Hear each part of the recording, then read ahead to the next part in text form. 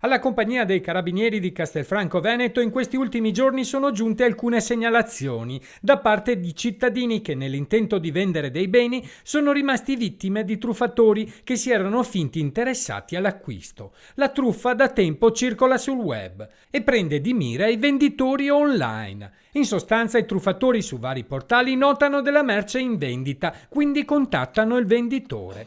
Si dicono interessati all'acquisto e a testimonianza della serietà dell'operazione pronti a pagare un acconto di lì a poco. Ma alla fine, grazie al metodo escogitato dai truffatori, sono i venditori a pagare invece di incassare. La fase esecutiva della truffa prevede che il truffatore chieda alla vittima di recarsi presso uno sportello bancomat o postamat, ad effettuare delle procedure dove la vittima è convinta di ricevere l'accredito e invece digitando poi quello che il truffatore spaccia per un codice clienti o ad un codice legato al prodotto, in realtà induce la vittima ad effettuare più accrediti su dei riferimenti bancari o postali del truffatore stesso. Si è registrato un caso in cui la vittima ha avuto un danno di circa 4.000 euro. Si tratta di un privato cittadino del luogo che ha messo in vendita su una piattaforma internet dei mobili antichi, è stato contattato da questi indagati, i quali lo hanno indotto per 2 giorni di seguito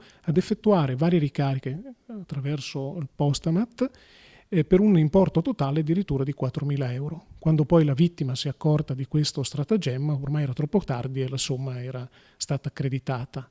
In questo caso la stazione dei Carabinieri di Riese Pio X è riuscita a trovare i truffatori, denunciando in stato di libertà per truffa un 50enne della provincia di Brescia e una donna di 51 anni della provincia di Venezia, entrambi pregiudicati. Desideriamo che le persone si sentano rese edotte di questa tipologia e nel caso in cui abbiano dubbi su come procedere rivolgersi ai nostri comandi e saranno date tutte le indicazioni del caso.